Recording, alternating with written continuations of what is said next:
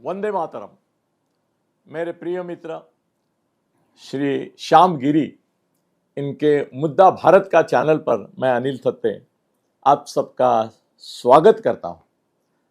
कल नासिक में उद्धव ठाकरे की एक बड़ी सभा हुई और पूरा दिन भर उनका एक सेशन भी रहा उद्धव की पार्टी का। उसमें सबसे बड़े आश्चर्य की और लज्जास्पद, करुणास्पद और निंदा लायक ऐसी कोई चीज अगर उन्होंने की तो वो ये थी कि असली बाला साहब के असली हजारों वीडियो अवेलेबल होने के बावजूद और उसका कंपैलिएशन करने के बावजूद, कंपैलिएशन करने की सुविधा होने के बावजूद उन्होंने कल आर्टिफिशियल इंटेलिजेंस से, एआई से बाला साहब का आवाज लेके एक नया भाषण उनका लोगों को सुनाया। भाई ये दूसरों को बोलते हैं कि तुम्हारी नकली शिवसेना है, तुम्हारी नकली ये है, और खुद असली बाला साहब होते हुए, उनका आवाज होते हुए, उनके भाषण होते हुए नकली एआई से निर्मित डुप्लीकेट बाला साहब बना के उनका भाषण प्रक्षेपित करते, इसको अकल का दीवाला निकलना बोल सकते हैं। किसने ये आइडिया दी उनको पूछना पड़ेगा मेरे मित्र से कि कौन बेवकूफ है कि उसने उनको बताया कि असली बाला साहब के बदले हम नकली एआई से जनरेटर बाला साहब का भाषण लगाएंगे। कौन विश्वास करेगा? आवाज हूबहू होने से कोई अमिताभ बच्चन नहीं बनता है, वो डुप्लीकेट ही रहता है। हाल ही में मैं मिला था डुप्लीकेट अमिताभ बच्चन को, डुप्लीकेट ही रहता है। आपने ओरिजिनल बाला साहब आपके पिता होने के बावजूद उनको डुप्लीकेट बना के रखा आर्टिफिशियल इंटेलिजेंस का सहारा लेके। धिक्कार है तुमका, धिक्कार है। मेरे को नहीं लगता कि किसी बाला साहब को चाहने वाले को ये पसंद आया होगा।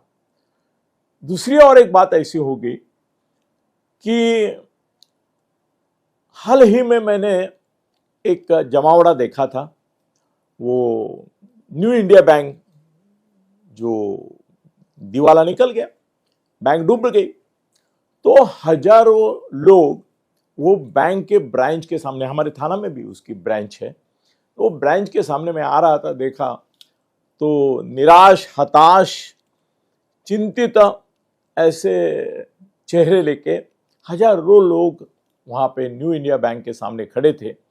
उनको कोई आशा नहीं थी, उम्मीद नहीं थी कि ये बैंक अब जिंदा होगी, अपने पैसे मिलेंगे, ऐसा कोई आशा नहीं थी। सब हताशा में थे, सब निराशा में थे और एक पराभूत मनोवृत्ति से आए थे। अरे हम सब कुछ खो चुके हैं, अभी कुछ कर नहीं सकते, अभी क्या होगा क्या जाने। वो न्यू इंडिया बैंक के सामने, दिवालखोर न्यू इंडिया बैंक के सामने जो जमावड़ा मैंने लोगों का देखा था, कल उद्धव का जब लाइव प्रक्षेपण चल रहा था टीवी पे, तो मुझे ऐसा लगा कि वो न्यू इंडिया बैंक के सामने जैसे वो बैंक डूबने के बाद लोग जमा हुए थे, वैसे उद्धव की बैंक जो अब डूब चुकी है, पहले डगमगा रही थी उसकी नैया, अब तो डूब चुकी है, उसकी टाइटैनिक हो गई है। तो कल वही चेहरे मुझे उनके वो जमावड़े में दिखाई दिए। किसी के चेहरे पर आशा नहीं थी, किसी के चेहरे पर कोई ऐसा लक्षण नहीं था कि कोई जिंदगी का पॉसिबिलिटी उसको लगता है ये पार्टी उभरेगी, ये पार्टी बचेगी, ऐसा लगता नहीं है। सब डूब चुका है। अब श्रद्धांजलि देने के लिए जैसे लोग आते हैं, वैसे करीबन श्रद्धांजलि देने के लिए ही नासिक में जमा हुए हैं, ऐसा उनका बॉडी लैंग्वेज था, लैंग्वेज भी था। और एक बात ऐसी होगी कि उद्धव का नियंत्रण अभी उसके नेताओं पे नहीं रहा। इसका सबसे बड़ा पुरावा यह हो गया कि चंद्रकांत खैरे और हमारे अंबादास दानवे, विरोधी पक्ष नेता जो है विधान परिषद में, उनकी आपस की क्या बोलेंगे, झगड़ा सरेआम चला। 2 दिन दोनों एक दूसरे को गाली देते रहे, बहुत सारी गालियां, जितना एक दूसरे का वस्त्रहरण कर सकते थे उतना किया। और वहां नासिक में ये अंबादास दानवे जब चंद्रकांत खैरे के पैर छूने गया कि माफ करो मेरी गलती हो गई वगैरह वगैरह, गलती तो दोनों ने की थी और सबसे बड़ी गलती उद्धव की थी कि 2 दिन पे आया हुआ सेशन है तुम्हारा, तुम 2 दिन के लिए इनको रोक नहीं सके, अनाप शनाप बकते रहे एक दूसरे के खिलाफ। और ये नाटक पांव छूने का, और ये लोग तो मन में सामने जो बैठे थे वो बोलेंगे अरे कल तक तो हम इनकी एक दूसरे के गालियां सुन रहे थे, सडनली ये ड्रामा, झूठा ड्रामा। कल तक तुम्हारे मन में इतना विष था, हाँ, तो अचानक से कैसे आया? खाली उद्धव ने इतना बताया उनको कि भाई जो टिकट का बंटवारा होगा इसमें हम औरंगाबाद महापालिका का जो बंटवारा है वो चंद्रकांत खैरे जी के मन से करेंगे और बाहर उतनी ही जगह हम अंबादास दानवे जी को देंगे। बस इतना ही मर्यादित स्वार्थ था कि औरंगाबाद शहर पे किसका वर्चस्व रहेगा। तो शुरुआत ही ऐसी होगी। बाद में भी आप देखेंगे तो उद्धव से लेके जितने लोग बोले उसमें खुद की प्रशंसा के लिए कोई शब्द ही नहीं था उनके पास। मैं हमने ये किया है वो किया है, भाई बीच में थे ना तुम 2 साल सत्ता में, उसके बारे में बोले नहीं, क्योंकि उसके बारे में क्या बोलेंगे? क्या ये बोलेंगे कि हमने खूब भ्रष्टाचार किया, जम के भ्रष्टाचार किया कोरोना काल में, हम 2.5 साल में सिर्फ 2.5 दिन मंत्रालय गए, एक ही बार गए, हम खाली फेसबुक लाइव और पार्टी डेड, गवर्नमेंट डेड, ऐसे हालत में रहे, ये बताएंगे?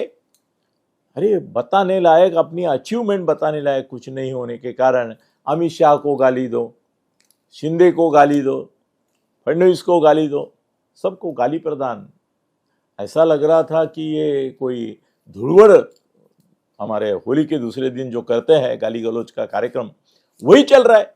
ये कोई पार्टी का सेशन है, पार्टी को कोई मुद्दे दे रहे हैं, पार्टी के कार्यकर्ताओं में कुछ पैदा कर रहे, ऊर्जा, उनको थॉट दे रहे, ऐसा लगा ही नहीं।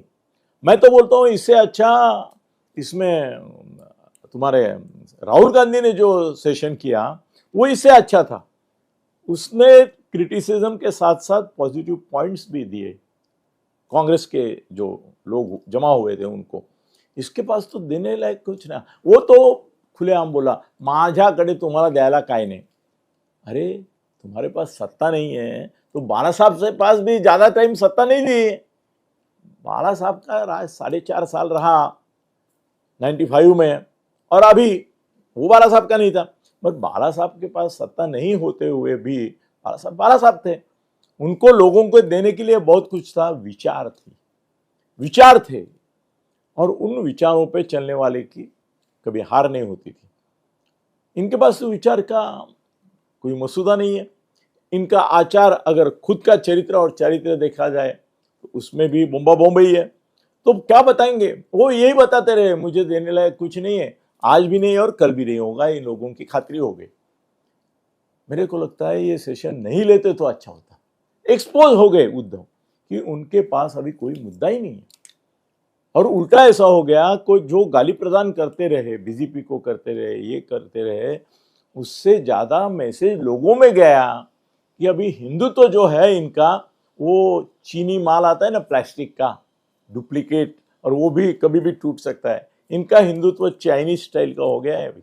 उद्धव का चाइनीज स्टाइल का है, कभी ये खिलौना खेल रहे, कब टूटेगा मालूम नहीं, ऐसा है। और जितने आरोप उन्होंने मोदी शाह इनके ऊपर किए वो आरोप नहीं थे, इनको समझ में नहीं आया कि हम उनकी स्तुति कर रहे हैं।